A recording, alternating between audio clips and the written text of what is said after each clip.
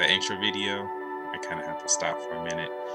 It was amazing. I love it. I know you did too. Alright, so in this talk, I should warn you, if you are closed-minded, you are going to want to exit out of this video now. If you are open-minded, by all means continue watching. And if you are judgmental and again more closed-minded, you should totally stop watching this video. So that being said, this is more for truth seekers, and this is really kind of more of who I'm aiming this message to. There's a lot of people out there who are similar to me in a way, and we share similar beliefs and understanding. So again, this is more to the truth seekers out there.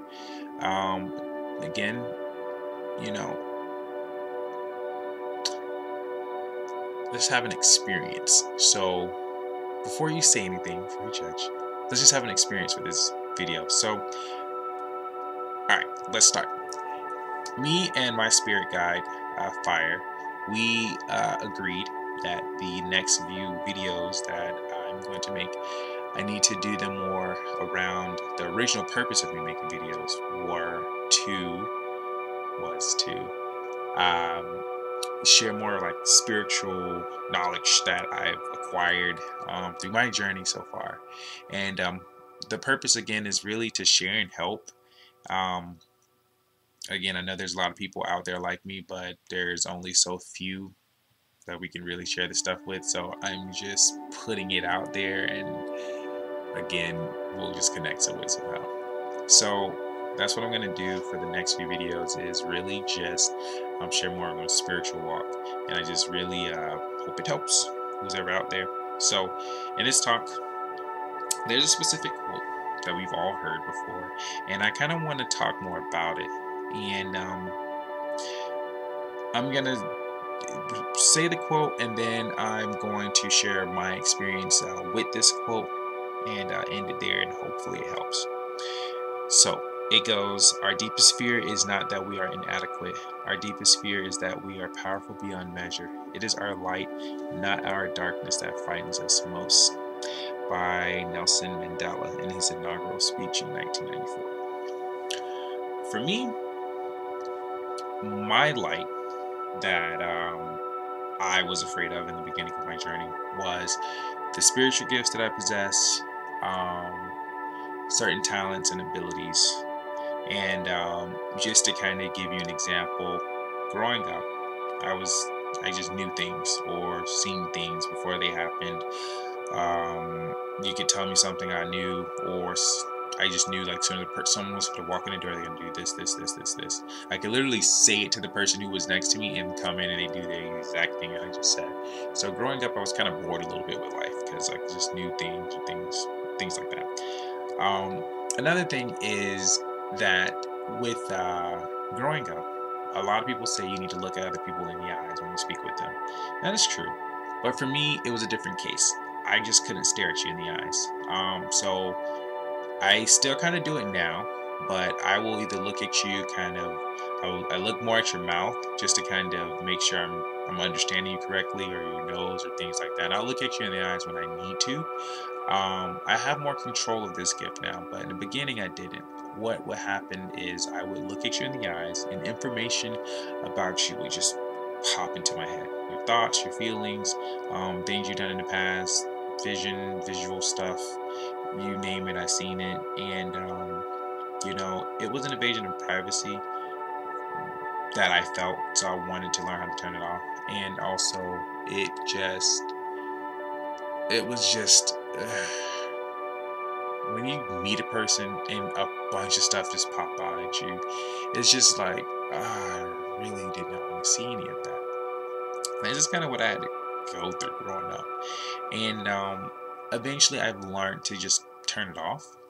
And growing up some more, it like kicked back in, and everything else with it just woke up.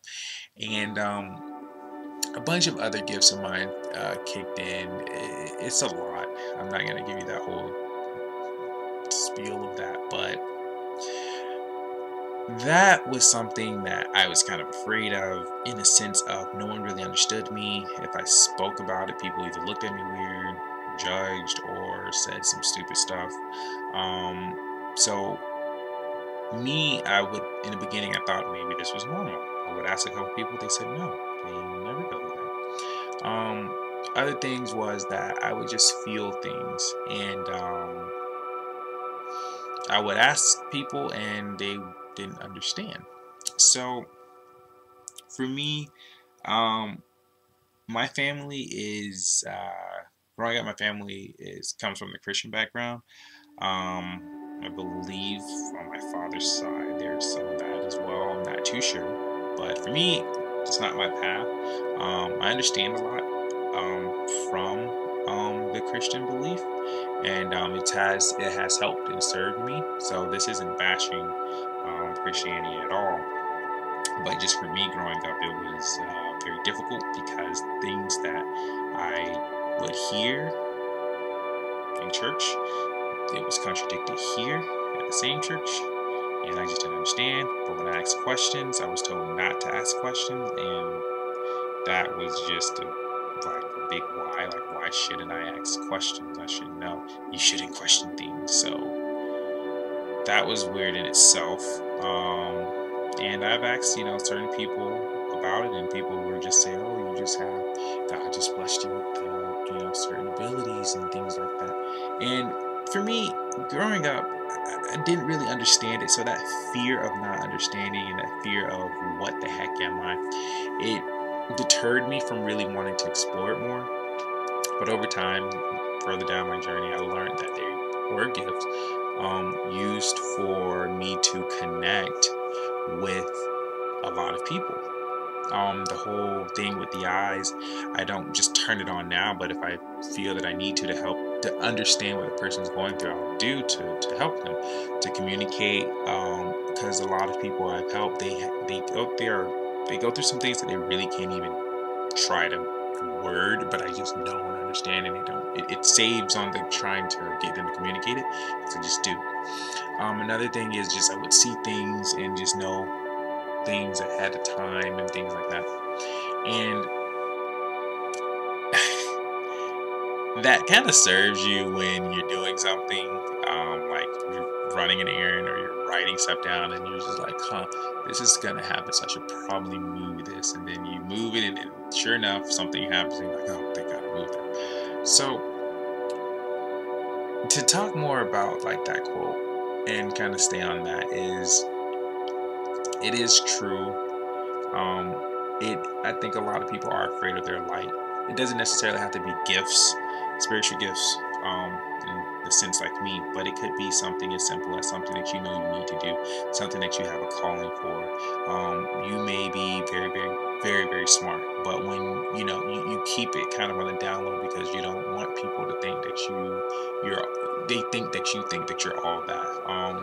You may be a really good artist, and you may not show people any of your artwork because you fear they may judge you.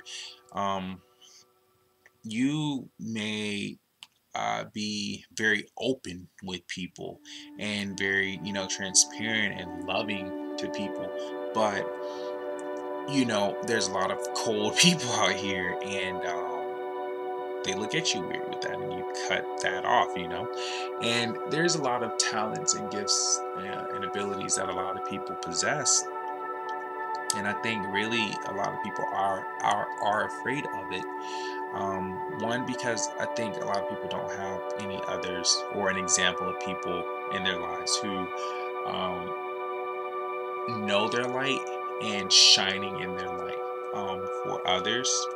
And I think that's kind of a big key factor as well.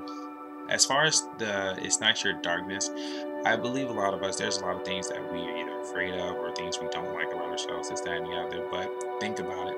Compared to your fears and things about yourself you don't like, are you really afraid of those? Yes, I'm asking if you're afraid of your fears, but are you really afraid of those compared to knowing what you could do, what you could be, the successful things like that? another thing with that is I think also a lot of people are afraid of the unknown, and you shouldn't let the unknown hold you back because it's unknown, but it's also pretty fun because anything can happen. It's pretty awesome. Don't focus on something negative, but focus on like what things could be. And you know, you doing that, you serve the world and you serve people around you a lot. You're that light, you're that example. And we do live in a world where it is a lot of dark. And if any one of us can be a light to the world, I mean, we need more of that. I mean, more light in the world means a brighter world, positive world, and things like that. So, really, for me, it was my spiritual gifts. And just to kind of fast forward to where things are now, um, now I know amazing people who have spiritual gifts like mine, or similar or different. There are people who, for example, I was curious about healing. I had it in me, but I met people who were natural healers. Um, a Reiki master, she's amazing. I love her. And also, there is a very close friend of mine. He learned about Reiki, and now he is a Reiki master.